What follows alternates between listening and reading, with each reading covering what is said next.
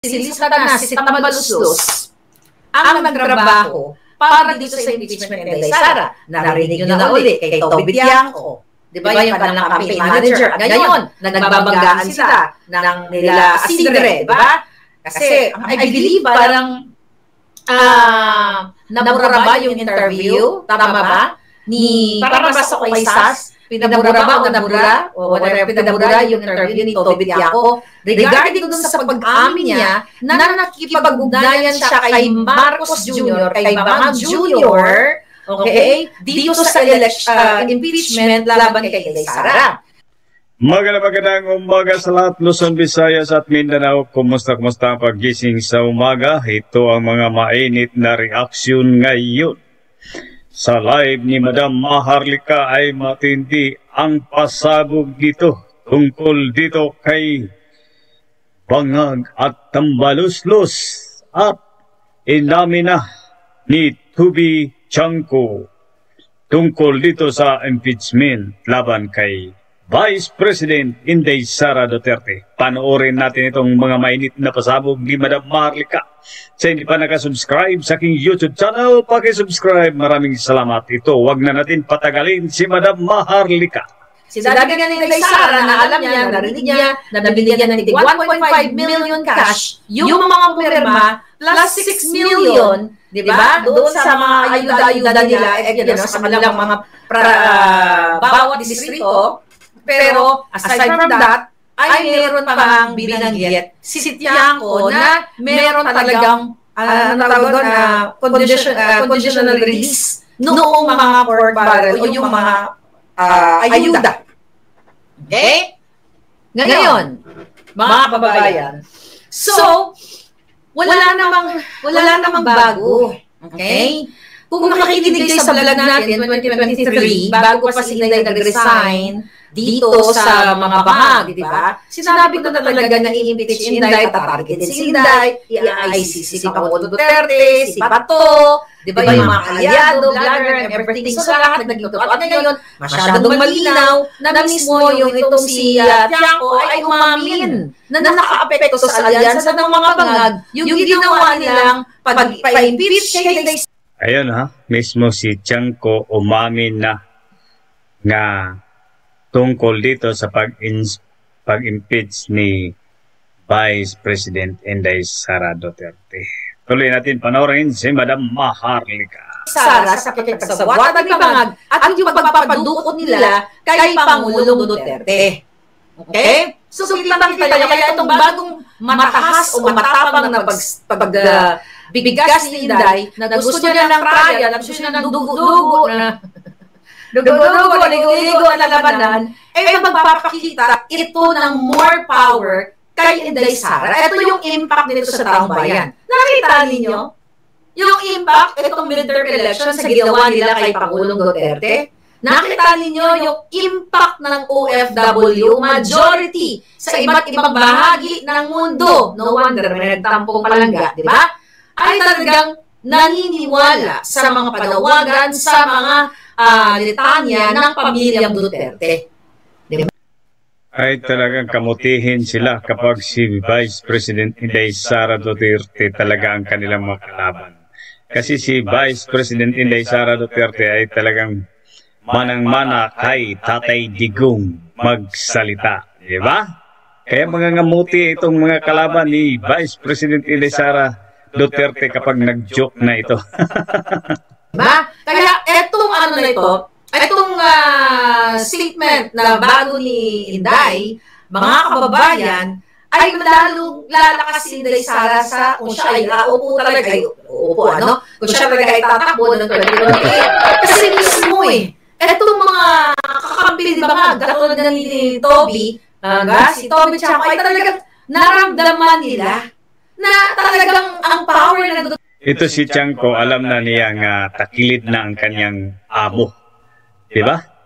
Takilid na ang kanyang amo, kaya ni-expose na niya ang kanyang nalalaman tungkol dito sa sa kaso ni Vice President Inday Sara Duterte.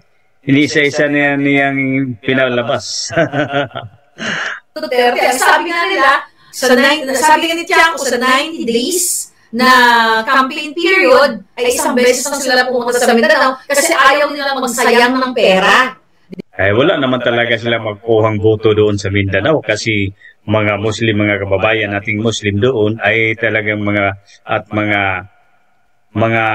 Mindanaon ay hindi talaga boto sa mga inendorso ni Ngagba Solid Duterte. Basta Bisaya ay solid yun na. Di ba kasi there's no point para makumbinsi sila at gumastos sila doon kasi hindi na nila makukumbinsi ang Mindanaoan. Galing po yan mismo sa mga bells nila. Kaya napaka-imposibleng manalo si Matching, manalo si yung mga nanalo doon, si Erich manalo, di ba? Yung lagi number one. Yun lang mga kababayan nakakapagtaka, di ba? Hindi sila punta doon sa Mindanao, bakit nananalo itong mga inendorso ni Marcos Jr.? Saan galing ang mga boto na yan? Yan ang questionable sa karamihan sa ating mga kababayan ngayon. Pero kunwari doon sa kanyang survey, di ba? So, imposible yan kung yan talaga bibilangin natin ng boto, mga kababayan. Diyan sa voters recipient, kasi hindi pumayag itong guwaka ng inang COMELEC na ito. I hope ating mga magagaling na abogado ay gumawa talaga ng legal na remedyo para ito ay isulong at nang panagutin niya talagang COMELEC Commissioner Senate at si George Garcia. So, ganun pa man, kita ninyo ang epekto ng pagigipit pakaapin nila kay Sara. By the way, 17 ngayon ba yung ano ninyo? Hindi, ngayon, di ba? May 17, merong event dyan sa Daig. May 24. Wala na talaga ang mga Pilipino ginagawang tanga, ginagawang mangmang. Diba? Kapag iralin natin yung ganyang klase, wala, kawawang ating mga kababayan. Diba? Niloloko na lang tayo nitong mga politiko nito. Nga grabe talaga. Pangdaraya pagdating sa eleksyon. Dapat ngayon anuhan na yan, tuldukan ang problema na ating COMELEC. Event, and I think May 31, darating si Vice President Sara dyan dahil birthday niya, di ba? So, mabalik tayo dito sa pangihina at pangunguluntoy ng mga pototoy ng mga bangag. Di ba?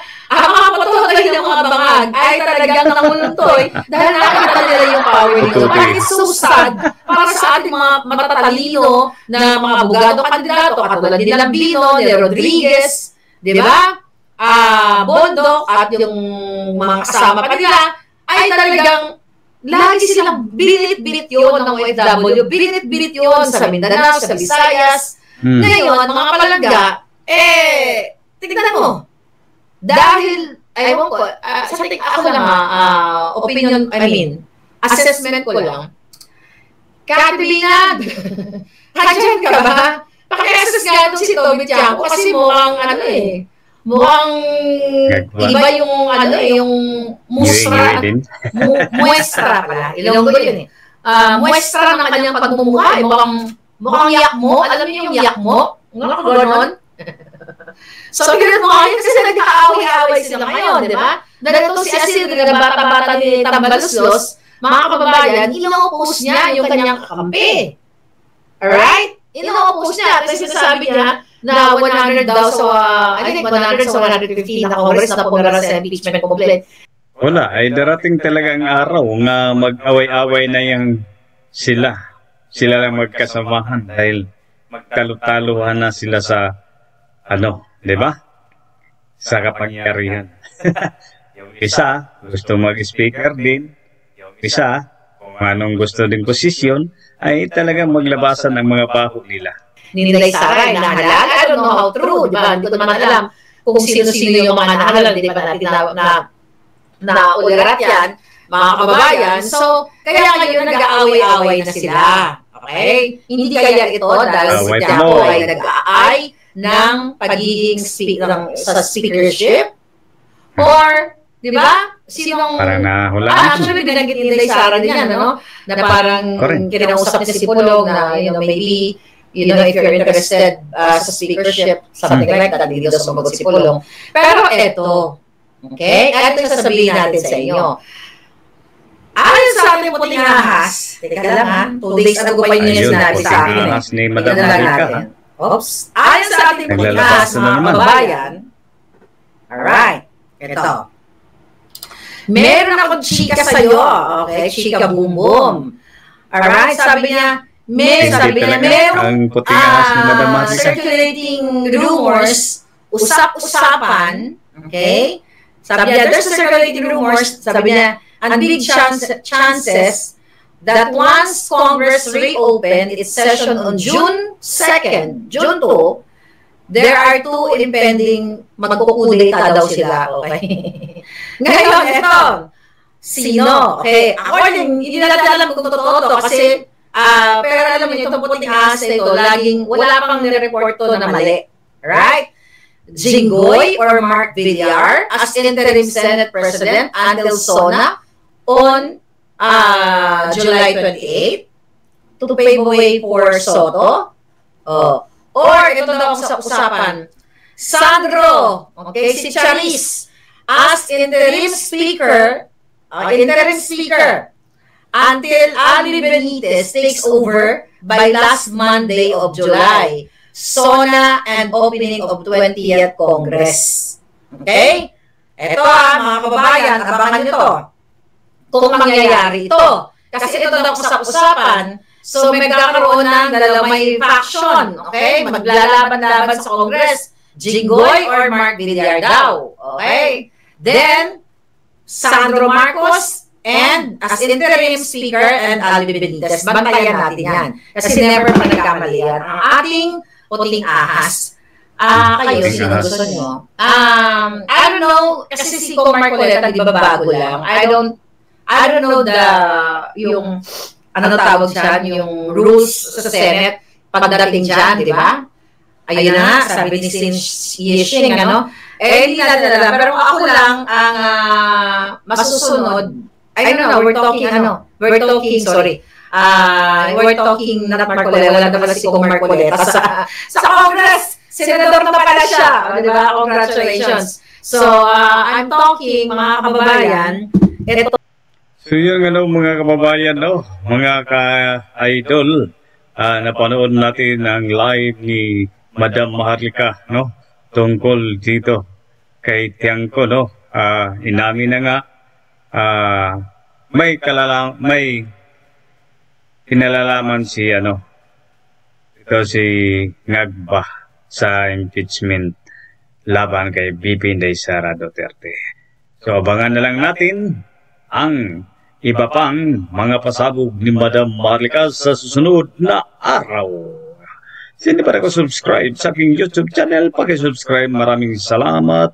Mabuhay ang mga Pilipino.